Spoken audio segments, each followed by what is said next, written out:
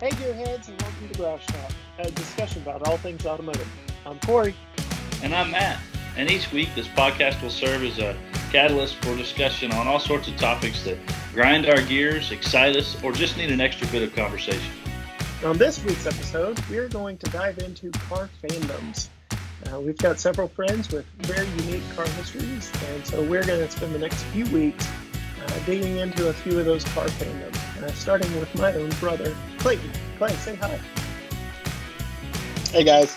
This is a discussion about all things automotive. Be sure to check us out on Facebook, Instagram, Twitter. We're all at GT Garage Talk. You can visit our website, gtgaragetalk.com. Check out what we're into. There are links to all our social medias there, as well as our YouTube channel. And you can even shoot us an email if you want to get a hold of us that way. We're gtgaragetalk@gmail.com.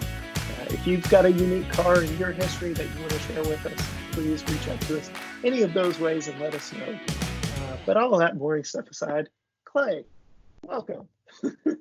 Why don't you tell us a little bit about your unique car history, starting with one I've already referenced on this channel and on this show, but why don't you give our listeners just a little sneak peek into your car history? Wow, man. Like where to start? So I guess it's easy It's to a go Mazda. from the. So yeah, my first one, man, one that I hated so much at the time, but Sorry, Mom actually, and Dad.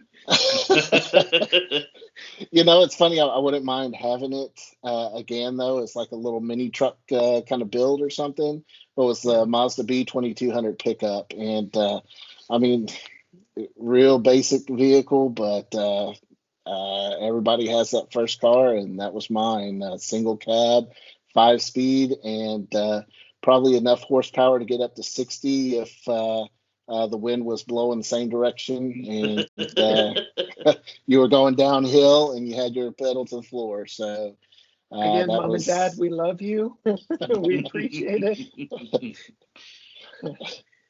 So It was yes. it was a good first vehicle, but man, the second one that I ended up getting, not long after I had that, like I was always looking for something else, and was just wanting something. I mean, hey, you're in high school, you want to look cool and have something that looks good and everything, and I came across. I didn't know what it was at the time, but there was this little red car, and I can't remember if my dad had come across it or I think he did.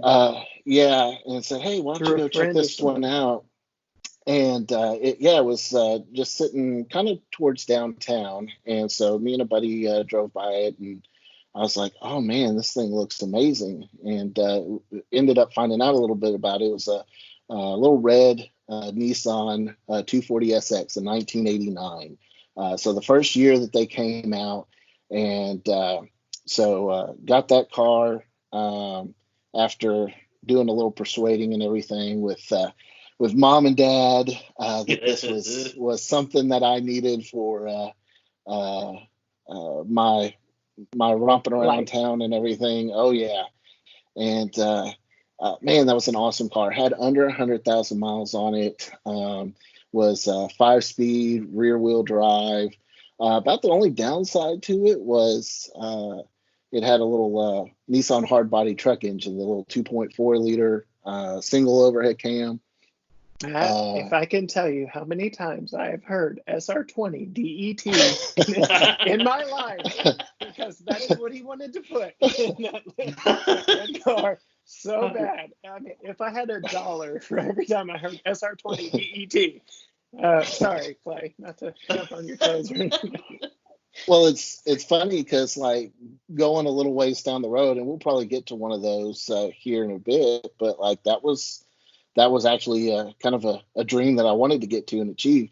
I didn't know anything about imports to begin with, though, when I had this car. And so I didn't really kind of know what a 240 was until after I had it. And then I started doing research on the car and what I could do to it and everything, and realized that it kind of had like this little cult following. It's not near as big as it is now. Yeah. I think I bought that car. I say I bought it. That was one, I think, the parents put the majority, if not all, the money into for me. But that car was like $3,000, and now again, mint condition, maybe a little paint chip here or there. But nowadays, $3,000 for a 240SX, you're getting something that's rusted and ratted out, and it's seen its days at the track. If you only knew then what you do now. Oh man, yeah. So I started doing. Oh, go ahead. Well, I was just doing some research on this car, and I found out like they were real big in Japan. They were big for drifting, which wasn't something that was super popular over here at the time, but was gaining some popularity. And the cars over there in Japan had the SR20 engine in them, and so everybody, wanted to get rid of this truck engine that they threw in it here and put in. It was a little bit smaller of an engine, but it was turbocharged and put out about the same power as like a Mustang GT of that era did. But weighed 1,000 pounds less. Yeah, and so that really kind of drew me into the import scene. Was like, man, these little four bangers that I used to make fun of just a few months ago, even like the power potential that you could get out of them was just astonishing, And this again, that was factory power and everything for it, but there were guys getting 400 plus horsepower out of this little SR20 engine at the time. I'm sure you can get even more now, but that just kind of made me fall in love with Nissan as a whole, but that kind of that model of car in particular. And so that was always the dream, was to get the SR and drop that in there and kind of see what kind of power I can make from it. So in keeping with today's episode theme of car cults, car followings, car fandoms, that was your second car, but I remember you had even found a friend at school or a buddy at school that had one, and y'all started kind of talking shop about SR20s or 240SXs right there at school. So yeah, which led to probably the demise of that first one. I know I sent some pictures and everything over, but kind I'll of be the sure before. And include them in the YouTube episode. Oh, yeah. Yeah, the before and after of it was so, well, we'll just kind of go back with that. So yeah, I had a couple of buddies that had some 240s, and one of them he did like some sports car, Club of America racing and all, where they set up like a track in the parking lot and all. And so he and his dad were kind of building out 240 to competing in that. And those tracks are not really, all about power. They're more about handling. But his 240 was a little bit newer. So it had a dual overhead cam, same engine, just different heads on it essentially, and so it put out a little bit more power, but I think his also had the four-wheel steering, which was kind of a big thing with Nissan back then. And so I was and you were with me during this, Cory, so I'm sure you can recount the stories as well. So we were leaving school one day, and we kind of got the bug in us to see who could go the fastest, and or who had the biggest cojones. Who went faster? Man, that was so long ago, I don't remember. But I do remember coming around a corner and hit like a little bump, like about mid apex, and kind of unsettled the car, and we went sideways. And I tried to give it the opposite lock to swing it back around. We were just going too fast in a car that, I had cheap tires on it, and so we ended up clipping a truck and then ricocheting off of it, hopping a curb and getting airborne, and then landing in front of a retirement community. And so that was the end of that car. And in fact, the officer. So like my year at that time revolved around when I was eligible for defensive driving again. And like the cop that was there at the accident that gave me the citation for the wreck. He was like, "I know you," and I was like, He said, "Yeah, didn't I pull you over a few weeks ago for excessive speeding?" I was like, I don't know. So he's like, "Yeah, you were off of this one road here," and I was like, "Oh yeah, that was me." And he's like, "Yeah." He's like, "So haven't gone to defensive driving yet?" And I was like, "Well, I actually finished it last night." it didn't stick. So, yeah. So A lot of don't good. street race, guys. Yeah, don't street race because you just end up with a really awesome car that's now in a junkyard somewhere. So that was number one of like the three 240s that I've owned. But that was a really cool car, and I hate that the ignorance of youth kind of totaled that one out. So Sometimes you gotta learn the hard way, huh? oh man. I remember one of your 240s. It was a white one, and I don't know what all you had done with it or to it, but by far, I could hear you way before I ever saw you with that one. So there were probably a couple cars I think in between, or maybe his red not. one No. was that way too. Was it? Yeah. I think didn't you pride yourself on being able to That set one off was car alarms? it let you know it was coming. Oh yeah.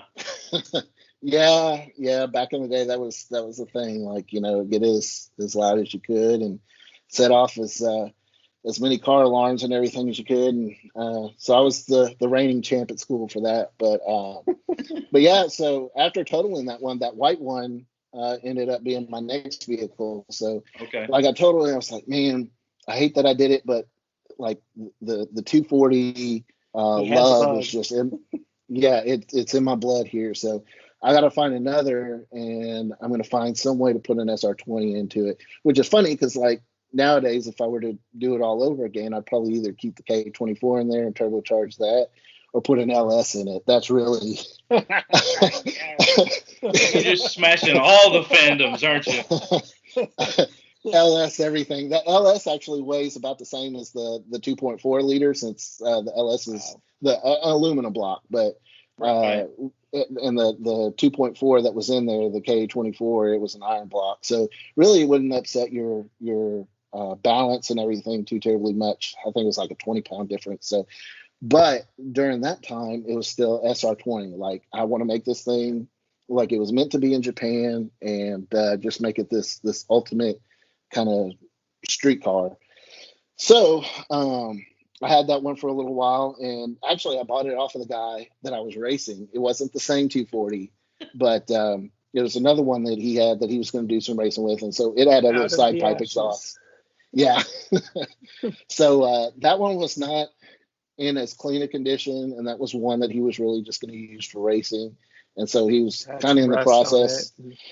Yeah, a little bit, and it had kind of been repaired, and some of the rust prohibitor, stuff put on it and all, and spray painted, and also definitely a little bit more rough. He had a side exit exhaust. Looked like he was going to have it try and come out of the body, and then he decided against it. So there was like a spot on the side where it kind of started to drill into it, and he was like, "Oh, I think that's going to hit the frame or something." So, whoops, whoopsie. But yeah, so he sold that to me, and so the quest for a SR kind of began. So I was looking online, and I think eBay of all places, I found a decent price on a front clip, and so where for the non-initiated, these cars in Japan, they were again drifting them, doing like the Tugay or whatever in the mountains in Japan. And some of these end up finding their way to a junkyard. And so they just cut the front end of the car off and then ship it over here. And so I found a decent price on one. And nice thing with that was it came with the wiring harness, the engine, the mounts, kind of everything. And so it was more or less kind of a drop-in procedure. I think there were some power steering lines or something that we had to change and all when it came time. But me and a buddy kind of made an agreement when it came in. We take it to his place and we'd install it one weekend. That was the other thing. Like somehow we were going to do this all in, the course of a couple days. This was my daily driver, but whatever. I mean, you just, we've never done, we've never done this swap before, but why not?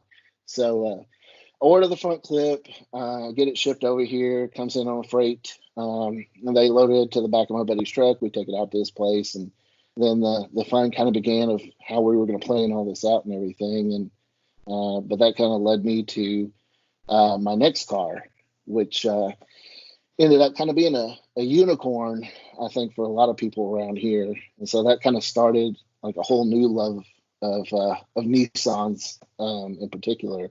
But I was driving my little 240. I was working overnights at Walmart, and was on my way into work one night. And where we lived was out in the country, and at this little gas station in the middle of nowhere in Tyler, Texas, I'm looking and I see this car, and the taillights look familiar. And I'm like, that looks like a Skyline.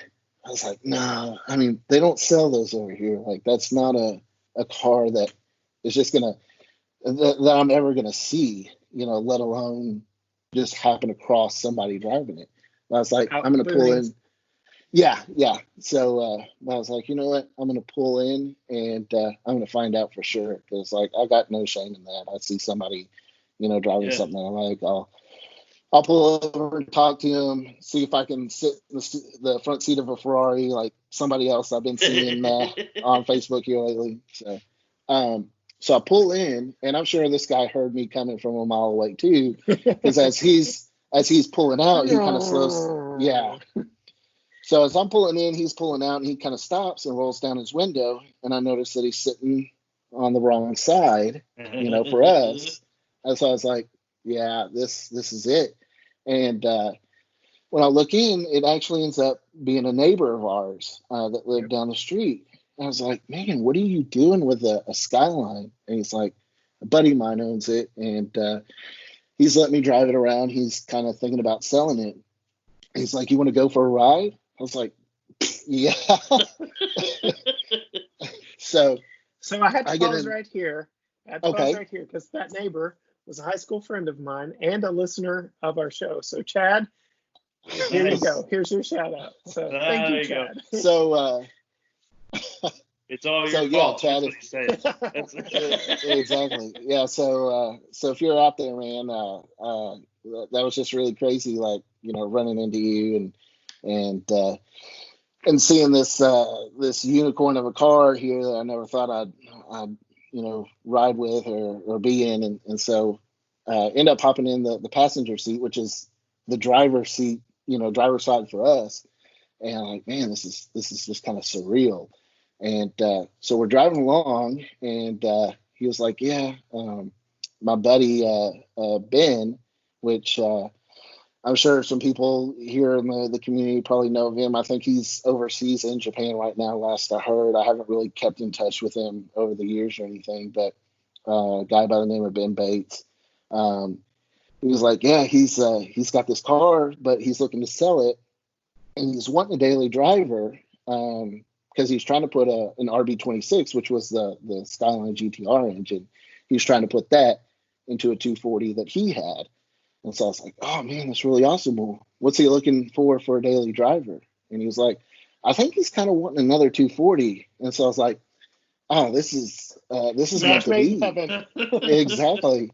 And so I don't know if people believe in destiny or whatever, but I was like, this is my moment. So I was like, dude, I'll do whatever it takes to get this car. So we ended up, I met up with him like a couple of days later, and we started talking about, what it would take to make the trade and all.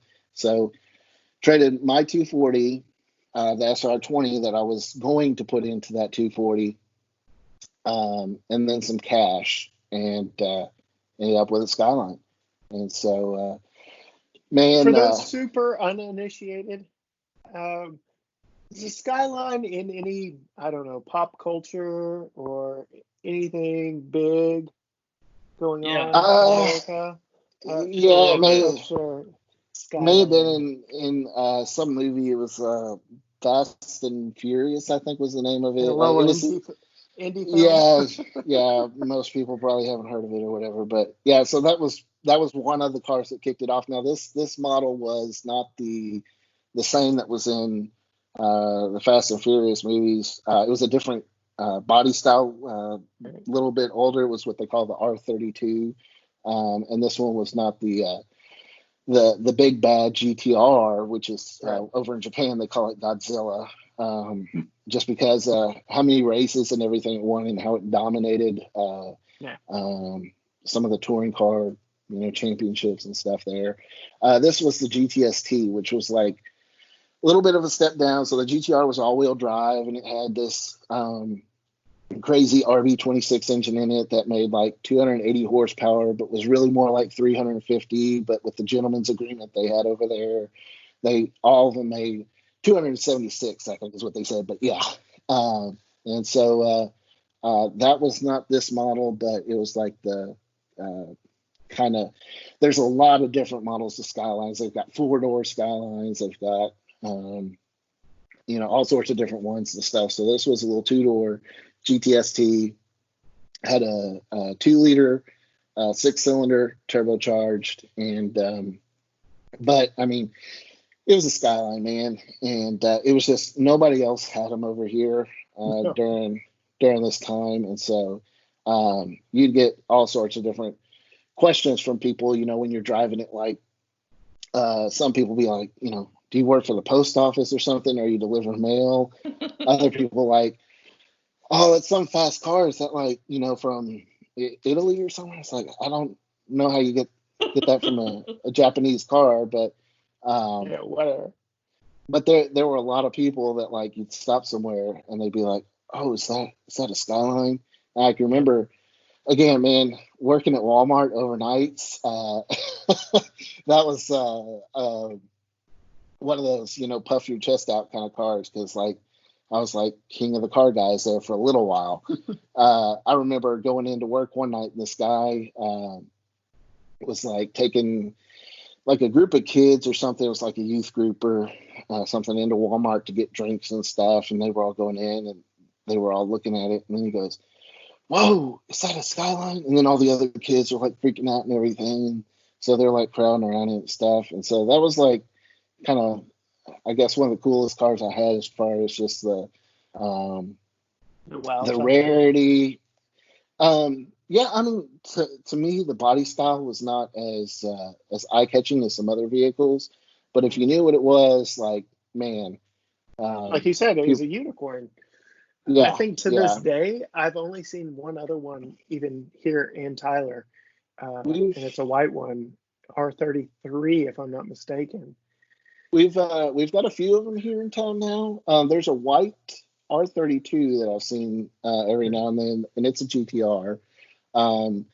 There was a maroon one I saw maybe about a year or so ago. So there's a couple, but the white one, the R33, it's a GTST as well. And actually, saw that one driving around, and then saw somebody post about a car business, and I've never met the gentleman yet, but we're friends on Facebook and all through. This was like, hey dude, see you got a Skyline, instant once a Skyline connection. owner, always a Skyline owner. Yeah, man. So just trying to kind of capture back that that lightning in a bottle in some way or something, relive those moments. So it's cool every time I see him driving around town, and it just makes me think of mine. So yeah, and that's probably the closest any of us have ever gotten to being stopped and asked about our car pretty much anywhere we go, because on top of it being a rare car, being right-hand drive, I remember riding with you in that thing, that it felt weird for one. It was trippy. It was stick shift. Yeah, it was stick shift, so I could sit in the driver's seat on the left-hand side and row through the gears just like normal, with you doing all the footwork and stuff. But yeah, that was an interesting car. I always thought that'd be like really hard to learn how to, because I'm right-handed, do everything right-handed. So I was like, man, shifting with your left hand, like, am I going to be able to find the gear, and how accurate am I going to be? Yeah, I know you're rolling your eyes, Corey, Mr. Lefty over there, Boo-hoo. but I've had so to yeah, this adapt my entire life to this right-handed world. You have so no clue. go buy a Skyline. I mean, you can legally import them over here now without any trouble. So, but yeah, I always thought that was going to be like super hard to learn and all.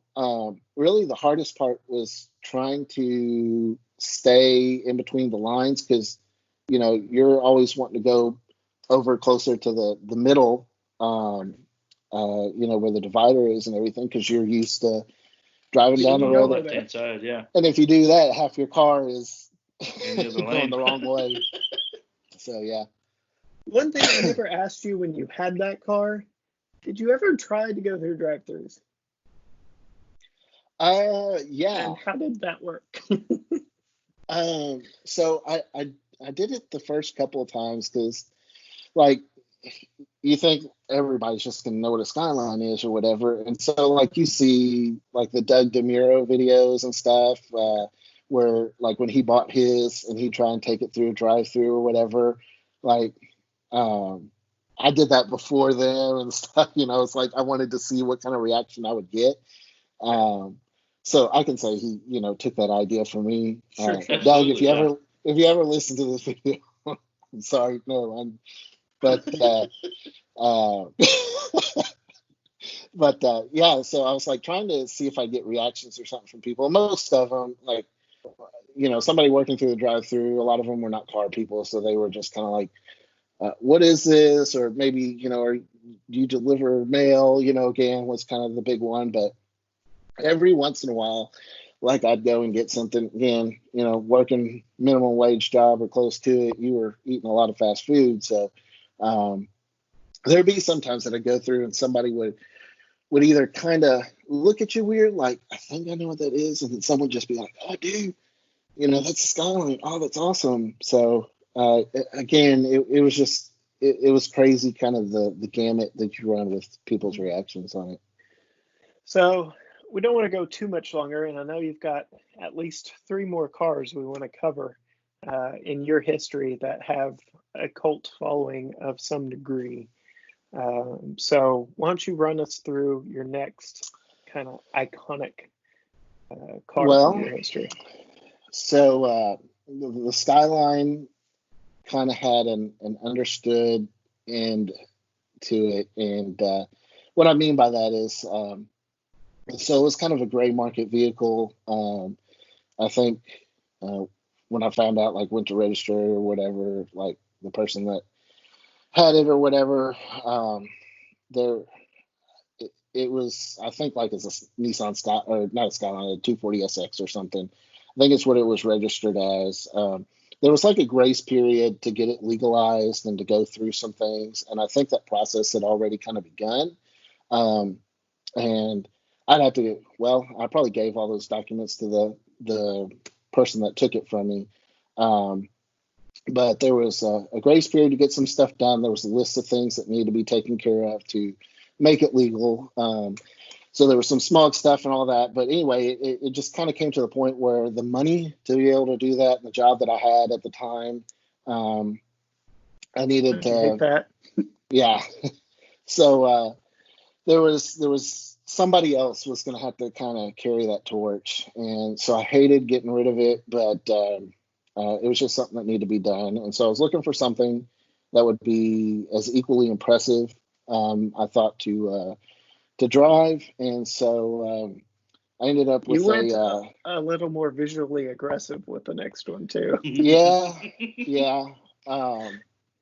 So the next vehicle I had was the FD body style, which was the last year that they made them, or last generation they made of the Mazda RX-7. And that, man, I can't think of a more beautiful car. Like, just the lines and everything. A stock vehicle. I mean, you don't even have to do anything to it. This one had some mods and everything when I got it. But yeah, had like a little We'll different put a paint picture job. up. Okay, yeah. So y'all can see the hood was the carbon fiber hood, I think from Scoot. That was the brand or the style of it there. It was actually one they were trying to mass produce and fabricate at the time, and so this car was kind of like a test bed for some of those things. So was that the same body style as Dom's in Fast and Furious 1? Yes. Okay. So are you seeing yeah, a theme to some of his cars? Well, it works. Like I said, there's a small indie film series, Fast and Furious, going on. Yeah, if y'all ever get a chance, go check out that movie. I'm sure it's probably not that easy to find. It's probably hidden somewhere. But it sounds like the cars that you bought, you just sold to the franchise so that they could put them in their films. That's what I'm hearing. Yeah, we'll go with that. But yeah, the RX-7, like I don't think there's a better Japanese car out there as far as looks go. I just think the lines and everything on it, like if I could find another one and just bone stock, like I remember going out and just looking at that car and just being like, man, that's a good looking car. And again, mine had some things to make it go a little faster and look like it could go a lot faster. Yes.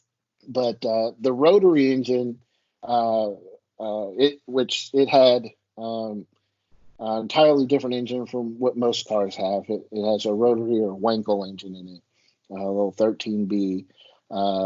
So they call it the Dorito because the little piece inside looks like a little triangle, like a Dorito chip, and so it spins in there and all. So that was like really cool to kind of, again, have something unique that not everybody else had, but was still kind of a cool car. It was faster than the Skyline, and it handled really good. Straight line, the rotaries didn't make a lot of torque. Now there was some stuff. It had a port and polish job on it.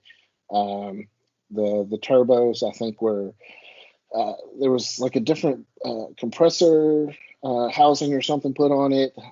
Forgive me, it's been a little while since I owned that car, but there were some things done there, and then just some things to, again, make it look better, kind of sound better. The blow off valves didn't recirculate back in, so when you get on it, you hear it spooling up, and when it shifts, you'd hear the little whoosh and everything from it. So it sounded like a Fast and Furious car too, but the reliability though of a rotary, I'm sure any of y'all listening that have had a rotary, especially one that's been turbocharged, they're a finicky beast to deal with. And so the twin turbo ones, they have all sorts of boost and vacuum issues, and then the engines get really hot, and the wiring, when I had this car was a number of years old already.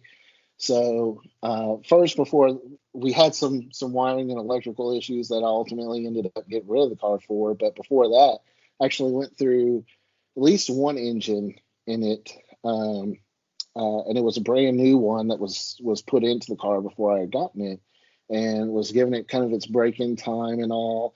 And after that time passed, I was like, all right, let's open this up and see kind of what it'll do.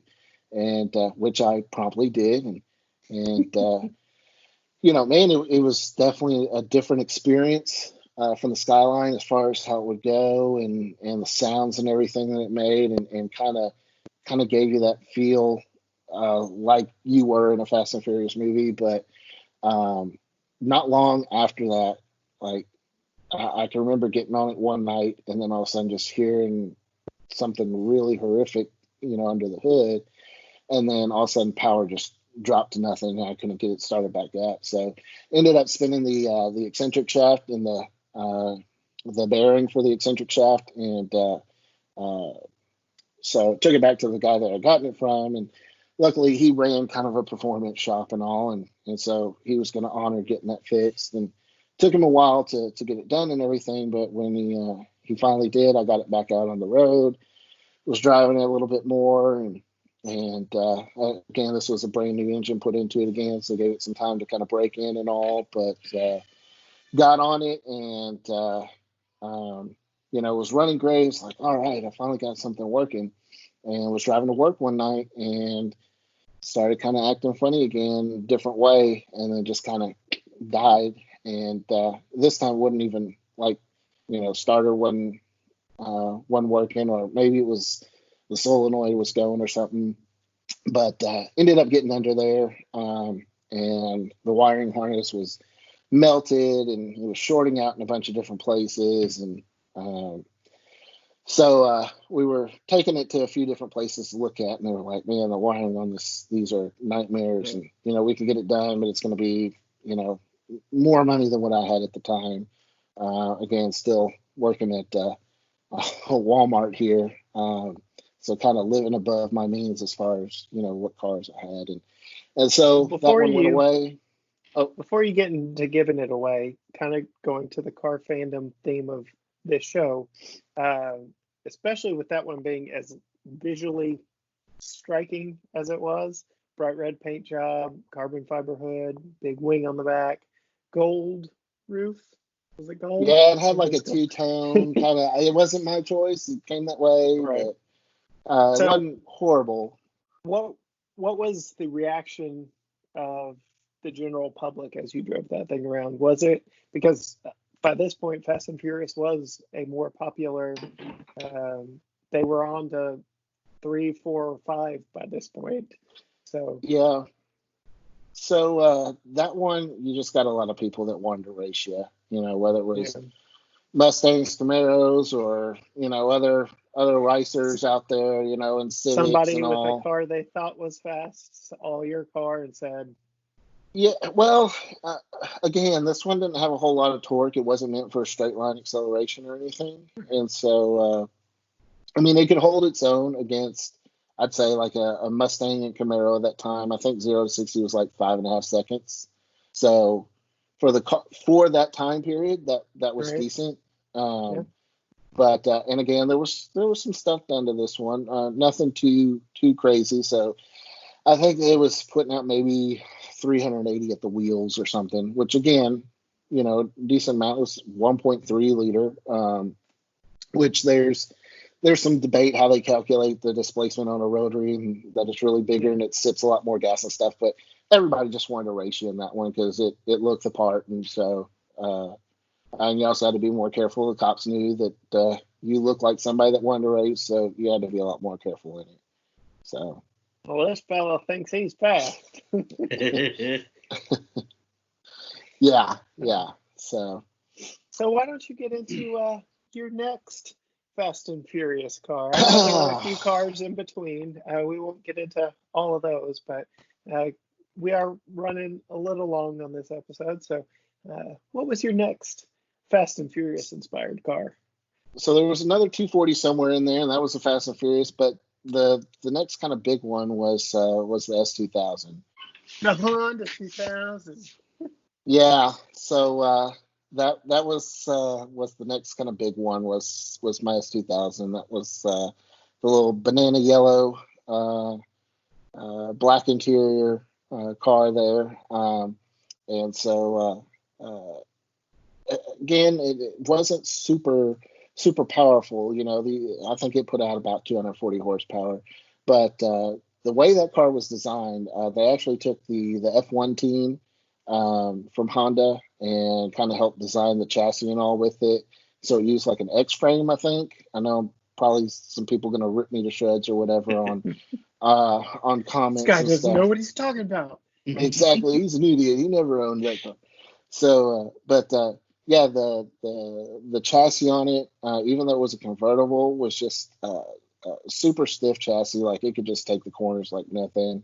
The transmission in it was, man, how to describe it? Like a nice bolt action rifle or something. I hear people describe that, with certain cars and all. Man, just a perfect transmission.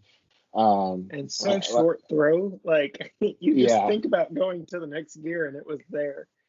Yeah, and so like everything about that car was about the experience when driving it. And I hear some people talk about like the new Miata and everything. They're like, oh, it's a slow car, but it's really fun to drive, and you could drive it, put your pedal to the floor and just give it all it's got, and really have fun with some of these new cars now that are 400, 500, or more horsepower.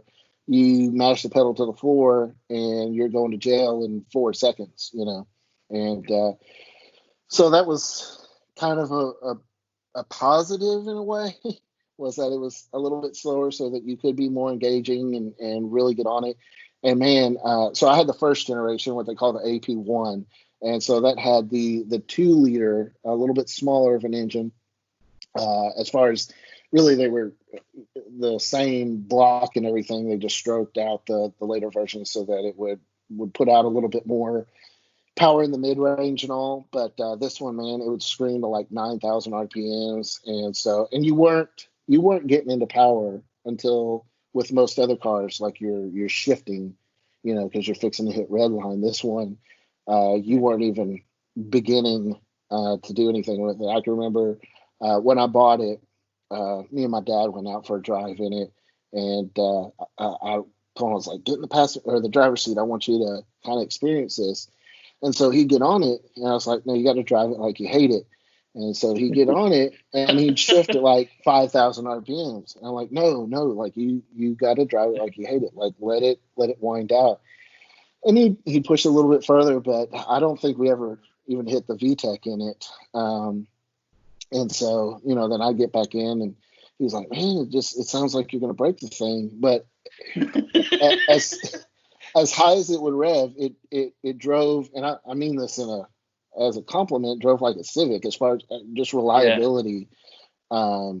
You go around town, and I mean the clutch was just it wasn't too hard or anything, and you just tool around town like you would in any other car. But when you really wanted to get on it and you wanted that experience, man, with that engine screaming, it made you felt like you were in a Formula One car, even though you weren't going, all that fast. And it would get up there. I mean, had a few speeding tickets, I think, with it too, but nothing too crazy, thankfully. So, well, the paint job did kind of scream, look at me. Yeah. And so did the exhaust. Yeah. That was another loud one. I mean, but it sounded right for that car. Right. But yeah, I can remember driving down one of the main roads in our town, and there was somebody in like a Toyota Tundra pickup or something, and he got up next to me, and he hears the car just screaming, and I'm just driving regular, but he's thinking, oh, I'm gonna race this dude. So he gets on it, and he just kind of leaves me, and I'm not trying to race or anything. And we come up over a hill, and bike cops coming the other way around. I'd see him turn on his lights. And I was like, all right, he's going to get this idiot for, trying to. Now he pulls in behind me, and we pull over to Academy. And I was like, man, why are you pulling me over? Did you see that? Did you see that truck? And he's like, I didn't see a truck. I saw you. So word to the wise with a loud vehicle, both visually and sound. I mean, they'll get you, man. So just gotta be careful. So I've shared already on our manual transmission episode my experience of driving that car around town and getting whistled at. Turns out it was not from a lady caller, it was from a coworker. But still had my fun, embarrassing moment in that. But what was your experience owning that for so many years? And again, it being kind of a Fast and Furious type icon. I hated to get rid of it. In some regards, when I sold it, my wife and we had just gotten engaged, and so I felt like trying to start a marriage together and everything, moving on to something better, that we look at something else that was more practical, which was my 4-door Wrangler. But I hated seeing that car go. Like it was so much fun. The tires that I had on it would just grip anything, and so I could toss it into a corner faster than anything I'd owned up until that point. and just the confidence that it inspired, and the feeling with the top down, to hear that engine screaming and stuff. That was a really fun car to own, to drive, and most people, again, would either know what it was and want to talk to you about it, or some would get it confused with like a Miata or something because it was real tiny like it. Yeah. But just kind of a different kind of car from what the Miata was in a lot of ways, but in a lot of ways the same. So I do miss it. It was a really fun car. It was just for a certain time in my life, and when that time moved on, so did that car. As they're aging, they were pretty popular around here when they were still making them and selling them, but they've become a little more of a rarity around here, and sightings around town have become fewer and far between. So. And a little bit more expensive too. There's actually one, a second generation that lives just down the street from me here, little white one, and so I see it every now and then when I go that direction, and think about the fun times that I had in that car. But again, that's for a time that's kind of come and gone, and so that car holds a special place in my heart. But it served its purpose, and so I look back on it fondly. But so you've already alluded to the last cult following vehicle that you've owned that I want to touch into, and we'll explore a little deeper. I've got some friends on a future episode that are current owners of Jeep Wranglers, but you will be our segue into the Jeep culture. Why don't you tell us a little bit about the Wrangler you had, your model designation, all that good stuff for the Jeepers? I've been wanting a Jeep for a while. In fact, when I was looking at the S2000, I was looking at that. I think a C5 Z06 and some other cars, but one of the ones was also a Jeep. And I was like, man, it'd be really cool to have one. Just the top down, doors off experience, being able to, take it off road and just kind of go wherever and have that ultimate freedom. And so when I proposed to Casey and we started kind of planning out, getting married and all, I was quickly looking at, selling the S2000 and got this Jeep. I found a 2012 Rubicon, 4-door JK, pretty much top of the line, and found a really good deal on it in Dallas. And yeah. Kept the manual, good man. So I was looking for an automatic, so that it would be something that would be easy for Casey to drive and all. But the deal that was just on this one, there was just nothing else that was going to be that price. So again, picking on like the DeMuros and Heavy's Garage and all, I bought the cheapest, whatever. This was the cheapest JK, 4-door Wrangler Rubicon, and man, it was just I can't say good enough things about it. It was just such an awesome ride. I can say it from driving the S2000 and the Rubicon that you owned back to back, that you praised the manual transmission in the S2000, and then you go to that slosh bucket of 6-speed. There was no quick shifting. There was nothing. Like, driving that thing fast was not an option. You kind of figured out where gears were just kind of first gear was just a suggestion on where it was at. Third gear was a suggestion on where it's at. On the H pattern, it just kind of I think it's somewhere over here, and you feel it. So you got used to it, but yeah, not near as precise a car, but hey, it wasn't meant to be, and that was meant to be driven as slow as possible. And the shifter was 4 times the length of the one in the S2000. Yeah, short throw was not in this vehicle's vocabulary for shifting. So going from the S2000. You may not have anything bad to say about it. I have one thing bad to say about it.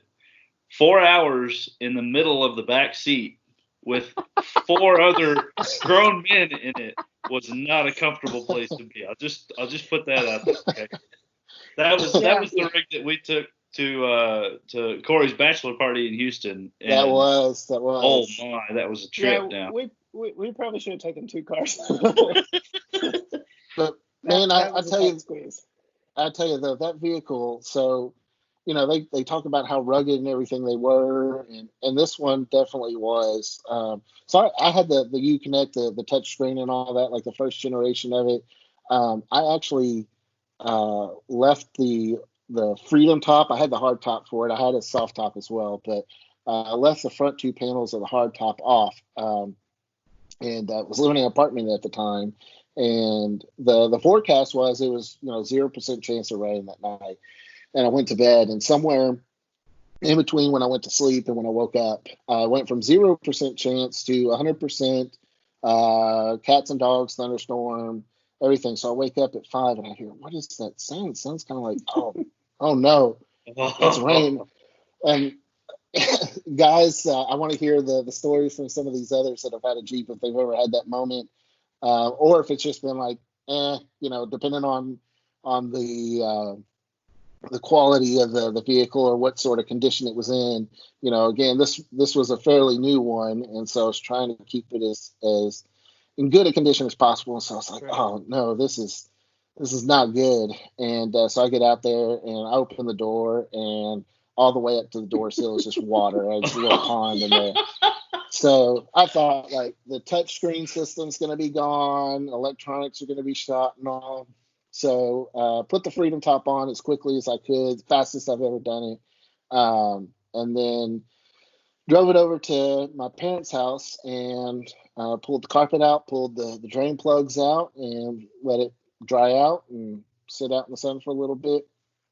Never a problem again. So that's awesome. Yeah, just the beating that those things could take, from that. I had something very similar happen. I work in a building with no exterior windows, and I had my window cracked on a hot summer day in my cruise, and storm came up out of nowhere and just drenched it. So window not even open really, just maybe cracked a few inches. And to this day, 3, 4, 5 years after the fact, anytime it's raining that heavy outside, my car smells like mildew. Because I couldn't pull the carpets out. I couldn't pull the drain plug. And so, yes, I'm dreaming of a Jeep Wrangler someday. Not for that reason alone, but you telling that story just kind of hits home a little bit. Well, those JLs, they're nice, man. Need to get you one. Looking at a bikini blue one for the white. There you go. Go with the JT. For the white. Go with the JT the whole way. Hey, I would love a Gladiator. I really would. It's not in our family's future. I'll just put it that way. But we actually have a TJ in the family. My father-in-law's got a TJ. And so that kind of leads me into my first question for you, Clay. Jeep Wave, did you do it? All the time. So for those uninitiated with the Jeep culture, so Jeep Wranglers, particularly, that the heritage that they have, stemming from being a wartime vehicle to just an all-around off-roader now, have this understood Jeep Wave that you do to fellow Jeepers. And so you say you did it all the time. Any caveats to that, or if you saw a Wrangler, you were waving at him? So I mean, it depends. Like if you had the window down or the top off or something, you're as much as possible without wrecking the vehicle, because I mean, you let your hand off the wheel, it's going everywhere. It's not in a straight line. It's you can do this and not go anywhere. Exactly.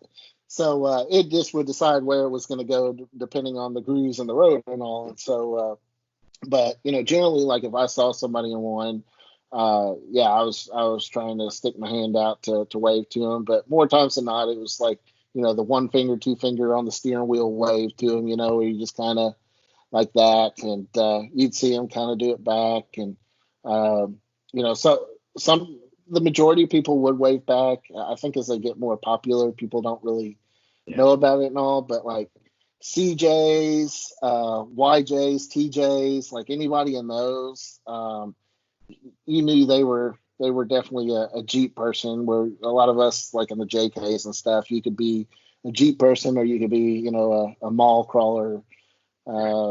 That they don't know anything about it. They just want something that looks mean and tough. But most of those, like you wave to them, they'd wave back.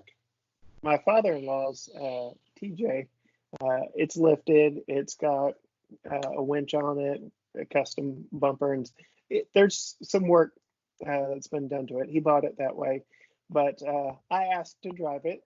We drove into town to get some groceries, and my wife came with me. And again, joking about your JK and the 6-speed and that. So my car now is a 6-speed manual. I know how to drive a stick, but adjusting to the stick in this TJ, plus the fact that the knob was not secure, it just kind of flopped. So you're really hunting for all those gears. I kid you not, within the first mile, 2 JKs that had both been modified passed me. And I'm like, oh crap, I'm supposed to wave to them. I'm like trying to figure out how not to kill my wife and my father-in-law's Jeep in the process. Need to fix that before you get yours. Yeah. But Jeep Wave. So you did it to everybody. I know that's not the case for some future guests, but we'll allow them to get into those details. So out of all the vehicles we've talked about, you having all these cult following vehicles, which is the one that you would have back at this point in your life? It'd still be the Jeep. Now saying that, I'd really love one of those JLs.